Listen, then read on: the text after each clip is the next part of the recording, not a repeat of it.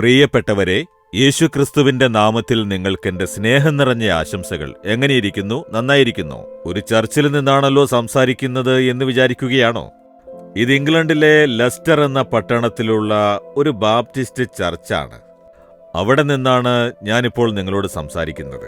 ലണ്ടനിൽ നിന്ന് ഏകദേശം 2.5 മണിക്കൂർ യാത്ര ചെയ്താൽ നമുക്ക് ഈ പട്ടണത്തിൽ എത്തിച്ചേരുവാൻ സാധിക്കും.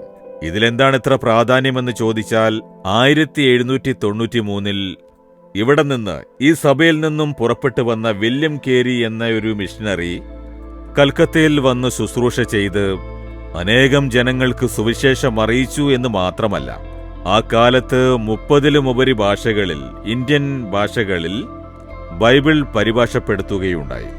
ആ കാലത്ത് തന്നെ അങ്ങനെയായിരുന്നുവെങ്കിൽ എത്ര ആവേശത്തോടെ ഇന്ത്യക്കാർ യേശുവിനെ അറിയണമെന്ന് ഭാഷകളൊക്കെ പഠിച്ച് 30-ലുമുപരി ഭാഷകളിൽ പരിഭാഷ ചെയ്തു എന്ന് വെച്ചാൽ അതെത്ര വലിയ നേട്ടമാണ്, അല്ലേ?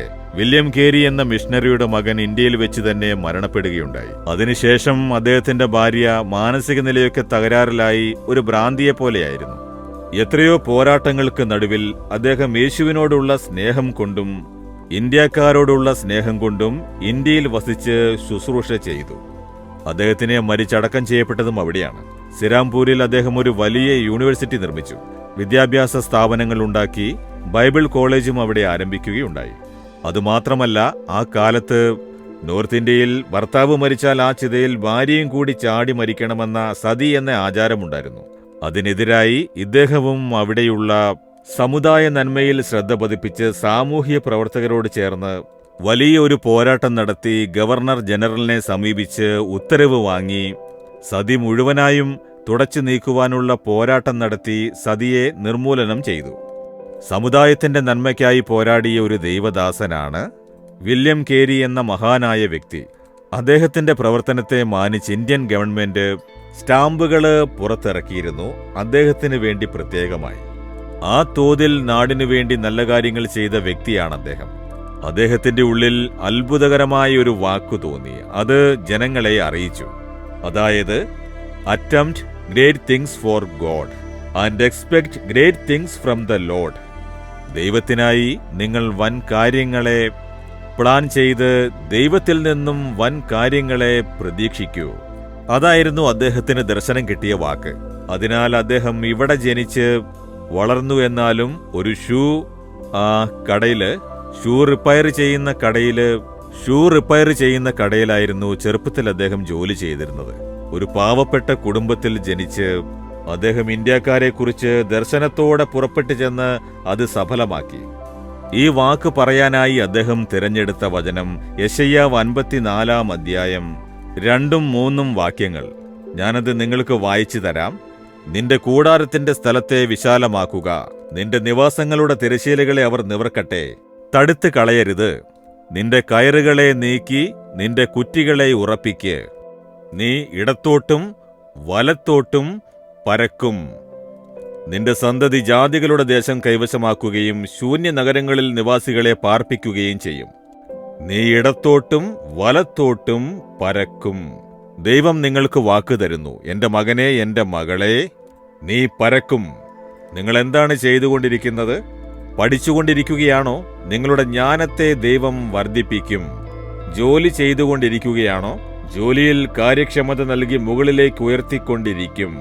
കച്ചവടം ചെയ്തുകൊണ്ടിരിക്കുകയാണോ? കച്ചവടത്തിന്റെ അതിരുകളെ വിസ്താരമാക്കി ഇടത്തോട്ടും വലത്തോട്ടും പരക്കത്തക്ക വിധം കർത്താവ് പ്രവർത്തിക്കും. കൃഷി ചെയ്യുകയാണോ? വയലിലെ വിളവ് വർദ്ധിപ്പിച്ച് ദൈവം അനുഗ്രഹിക്കും. ശുശ്രൂഷ ചെയ്യുകയാണോ? നിങ്ങളുടെ സഭയെ ദൈവം അനുഗ്രഹിച്ച് വർദ്ധിപ്പിക്കും. നിങ്ങൾ എന്ത് ചെയ്യുന്നുണ്ട് എങ്കിലും ഇടത്തോട്ടും വലത്തോട്ടും പരക്കത്തക്ക വിധം ദൈവം നിങ്ങളെ അനുഗ്രഹിക്കും എന്ന് വാക്ക് തരുന്നു. നിങ്ങൾ വിശ്വസിക്കൂ. ദൈവത്തിനായി വൻ കാര്യങ്ങൾ പ്ലാൻ ചെയ്യൂ. ദൈവത്തിൽ നിന്നും വൻ കാര്യങ്ങളെ പ്രതീക്ഷിക്കൂ. ഇന്ന് പ്രതീക്ഷിക്കുന്നുവോ? നിങ്ങൾ പ്രതീക്ഷിച്ചാൽ ദൈവം വൻ കാര്യങ്ങൾ ചെയ്യും. എന്റെ ശുശ്രൂഷയുടെ ആരംഭകാലത്ത് ദൈവം പറഞ്ഞ ഈ വാക്കുകൾ എന്റെ ഹൃദയത്തിന്റെ ആഴത്തിൽ പതിഞ്ഞു. അതുകൊണ്ടാണ് നാലുമാവടി എന്ന ചെറിയ ഗ്രാമത്തിൽ ഇന്ന് ദൈവത്തിനായി വലിയ കാര്യങ്ങൾ നടക്കുന്നത്. കാരണം വിശ്വാസം. ഞാൻ യേശുവിൽ നിന്നും വലിയ കാര്യത്തെ പ്രതീക്ഷിച്ചു. യേശുവിനു വേണ്ടി വലിയ കാര്യങ്ങൾ രൂപപ്പെടുത്തിയതുകൊണ്ട് ഇവയെല്ലാം ദൈവം ചെയ്ത് തന്നിരിക്കുന്നു. നിങ്ങളുടെ ജീവിതത്തിലും ദൈവം ചെയ്യും, വിശ്വസിക്കൂ. ഇന്ന് നിങ്ങളുടെ ജീവിതത്തിൽ ഒരു വൻ കാര്യങ്ങൾ നടക്കും. വിശ്വസിക്കുമോ നിങ്ങളും സമുദായത്തിന്റെ നന്മയ്ക്കായി പ്രവർത്തിച്ച് സമുദായത്തിൽ നിങ്ങൾ വസിക്കുന്ന ഗ്രാമത്തിലും പട്ടണത്തിലുമുള്ള ജനങ്ങളുടെ ഇടയിൽ സമുദായത്തിന് എന്തെങ്കിലും നന്മ ചെയ്യേണ്ടതാണ്. അതിന് നിങ്ങളെ സമർപ്പിക്കൂ. അപ്പോൾ വലിയ ഒരു കാര്യം നടക്കും. നമുക്ക് പ്രാർത്ഥിക്കാം. കണ്ണുകൾ അടച്ച് പ്രാർത്ഥിക്കൂ. ദൈവമേ, ഞാൻ അങ്ങേയ്ക്കായി വലിയൊരു കാര്യം പ്ലാൻ ചെയ്യുന്നു. അങ്ങയിൽ നിന്നും വലിയൊരു കാര്യത്തെ പ്രതീക്ഷിക്കുന്നു.